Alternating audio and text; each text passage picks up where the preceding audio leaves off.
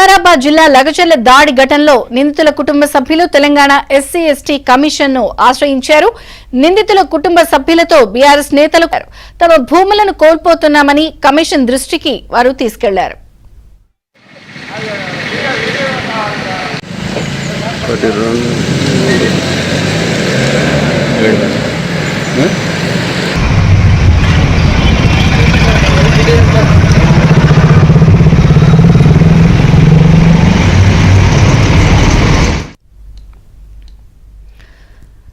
వికారాబాద్ జిల్లా లగచర్ల దాడి ఘటనలో నిందితుల కుటుంబ సభ్యులు తెలంగాణ ఎస్సీ ఎస్టీ కమిషన్ ఆశ్రయించారు. పూర్తి వివరాలు మా ప్రతినిధి ప్రవీణ్ అందిస్తారు. ప్రవీణ్, ఇప్పటికే లగచర్ల నిందితుల కుటుంబ సభ్యులు ఎస్సీ ఎస్టీ కమిషన్ ను ఆశ్రయించడం జరిగింది. వాళ్ళు ఒక ఫిర్యాదు చేశారు. వారితో పాటు బీఆర్ఎస్ మాజీ మంత్రి సత్యవతి రాథోడ్, మరోవైపు ఆర్ఎస్ ప్రవీణ్ కుమార్ కూడా నిందితుల కుటుంబ సభ్యులను తీసుకొని ఎస్సీ ఎస్టీ కమిషన్ కూడా రావడం జరిగింది.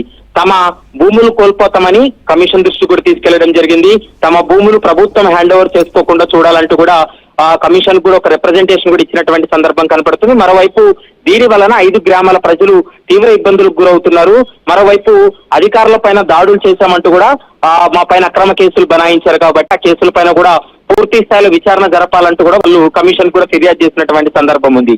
ఎస్సీ ఎస్టీ కమిషన్ అయితే మాత్రం నా ఫిర్యాదును స్వీకరించి విచారణ జరుపుతామంటూ కూడా వారి కుటుంబ నిందితుల యొక్క కుటుంబాలకు కూడా చెప్పినటువంటి పరిస్థితి కనపడుతుంది. మొత్తం ఈ రోజు లగచర్ల ఘటనకు సంబంధించి నిన్న ఈ రోజే దాదాపు 16 మందిని అదుపులోకి తీసుకోవడం జరిగింది.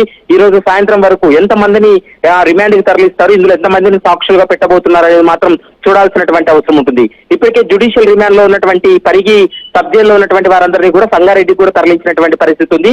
ఈ రోజు రిమాండ్ కు తరలించేటువంటి నిందితులు ఎవరైతే ఉన్నారో వాళ్ళు ఇచ్చినటువంటి స్టేట్మెంట్ ఆధారంగా మరికొంతమందిని కూడా ఈ కేసులో అరెస్ట్ చేసేటువంటి అవకాశం అయితే కనపడుతుంది. మరోవైపు ఈ కేసులో పరారీలో ఉన్నటువంటి సురేష్ కోసం అయితే మాత్రం గాలింపు చర్యలు అయితే కొనసాగుతున్నాయని చెప్పుకోవచ్చు. Vijaya Chandrika. Right Praveen, thank you.